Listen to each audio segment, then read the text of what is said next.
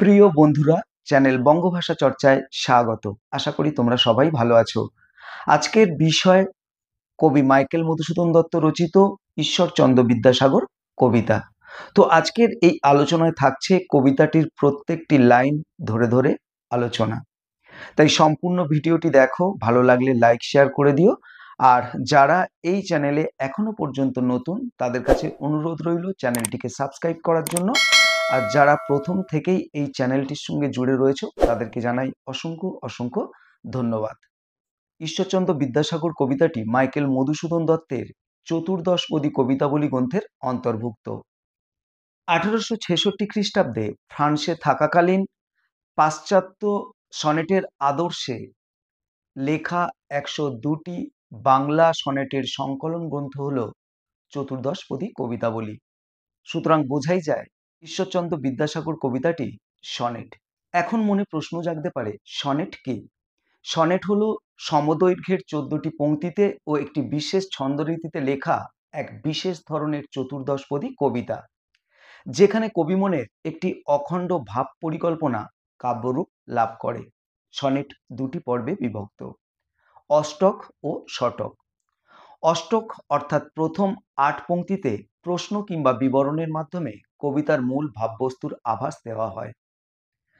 আর শতকে অর্থাৎ পরবর্তী 6 পংক্তিতে সে প্রশ্ন বা অবতারণার উত্তর বা সমাপ্তি সূচিত হয়।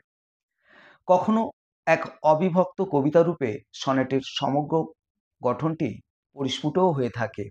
তবে এই অষ্টকেরও দুটি ভাগ আছে, 4 করে, এবং কোনো কোনো ক্ষেত্রে এই শতকেরও দুটি ভাগ দেখা যায় 3 করে। এখন জেনে নেওয়া প্রয়োজন এই বিশেষ ছন্দ রীতিটি কি। এই বিশেষ ছন্দটি হলো ইংরেজ কবি মিল্টনের ব্ল্যাঙ্ক ভার্সের অনুসরণে বাংলা সাহিত্যে মাইকেল মধুসূদন দত্ত কর্তৃক প্রবর্তিত ছন্দ, অমিত্রাক্ষর ছন্দ। যে ছন্দে চরণান্তে মিল অনিবার্য ও অবশ্যম্ভাবী নয়। 14 মাত্রার পয়ারের কাঠামোয় নির্মিত এই ছন্দে ভাব ও অর্থ অনুযায়ী জ্যোতি স্থাপন করা হয়ে থাকে। স্তবক বন্ধনের কোনো নিয়ম নেই।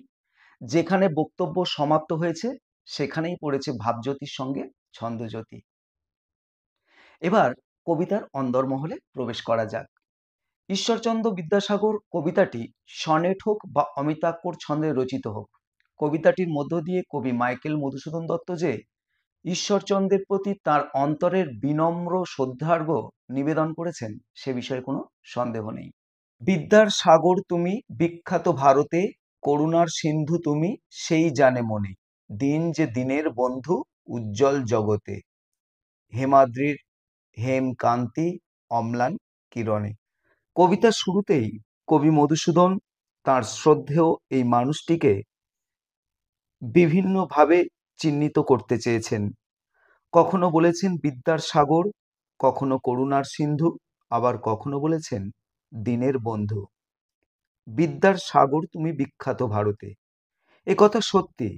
নারী শিক্ষার প্রসারে, সৃষ্টিশীলতায়, বিভিন্ন যুক্তিতর্কমূলক গ্রন্থে বাংলা গদ্যের যথার্থ শিল্পী হিসাবে এবং ব্যাকরণ গ্রন্থ রচনায় এমনকি অধ্যাপনায় তার পাণ্ডিত্যের কারণে তিনি বিদ্যার সাগর নামে ভারতে বিখ্যাত। শুধু তাই নয়, তিনি করুণার সিন্ধুও, অর্থাৎ করুণারও সমুদ্র, যে করুণা ধারায় মাইকেল মধুসূদন দত্ত স্বয়ং সিক্ত হয়েছেন বারবার। বিশেষত ফ্রান্সের ভার্সাই নগরে থাকাকালীন তিনি বিদ্যাসাগরকে তার আর্থিক দুরবস্থার কথা জানিয়েছিলেন। ব্যথিত বিদ্যাসাগর তাকে সাধ্যমতো সাহায্য করেছিলেন। তাঁরই অর্থানুকূল্যে কবি মধুসূদন স্বদেশে প্রত্যাবর্তন করতে পেরেছিলেন। দিন যে দিনের বন্ধু উজ্জ্বল জগতে, একথা সেই জানে যিনি দীন বা দরিদ্র, অর্থাৎ দুঃখী মানুষের কাছে তিনি ছিলেন যথার্থ বন্ধু, দিনের বন্ধু, দীনবন্ধু। কবি কর্তৃক এই দীনবন্ধু সম্বোধন মিথ্যা নয়, কারণ দরিদ্র অসহায় মানুষের কাছে তিনি ছিলেন প্রকৃত ঈশ্বর। হেমাদ্রির হেম কান্তি অম্লান কিরণে, কিন্তু ভাগ্য বলে পেয়ে সে মহাপর্বতে যে জন আশ্রয় লয় সুবর্ণ চরণে, সেই জানে কত গুণ ধরে কত মতে, গিরিশ কি সেবা তার সে সুখ সদনে। কবি মধুসূদন এখানে বিদ্যাসাগরের বিভিন্ন গুণাবলীকে বেশ কয়েকটি উপমার সাহায্যে তুলনা করেছেন। তিনি কখনো বলেছেন হেমাদ্রি, কখনো বলেছেন মহাপর্বত, আবার কখনো বলেছেন গিরিশ। হিমালয় পর্বত যেমন সূর্যের আলো গায়ে মেখে হেমকান্তি অর্থাৎ সোনার মতো দ্যুতি বা লাবণ্য ছড়িয়ে দেয়, ঠিক তেমনি বিদ্যাসাগর মহাশয়ের চারিত্রিক গুণাবলীতে সমগ্র মানব সমাজ আলোকিত, উপকৃত।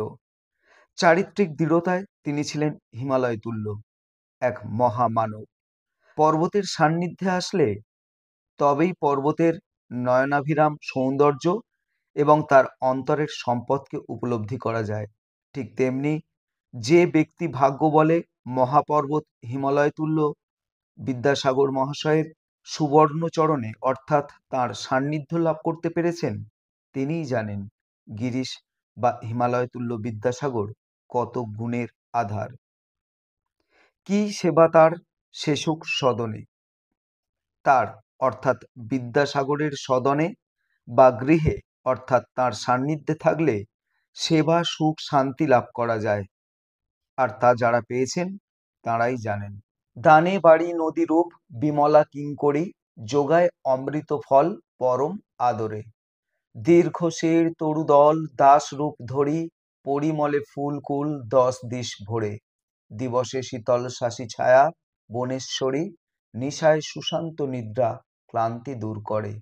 স্বচ্ছতোয়া নদী যেমন দাসীর মতো নিঃস্বার্থভাবে জলদান করে, দীর্ঘকায় বৃক্ষরা যেমন দাস রূপে পরম আদরে সুস্বাদু ফল দান করে, ফুলের সুগন্ধ যেমন প্রকৃতির সমস্ত দিককে মন্ত্রমুগ্ধ করে, দিনের প্রখর তাপে বনেশ্বরী তথা বড় বড় গাছপালা যেমন শীতল ছায়া প্রদান করে, কিংবা ঘন ঘোর নিশীথে স্নিগ্ধ ঘুম যেমন দেহের সমস্ত ক্লান্তি দূর করে, ঠিক তেমনি বিদ্যাসাগর নিজের সবকিছু উজাড় করে দিয়ে মানুষের সেবা করেছেন।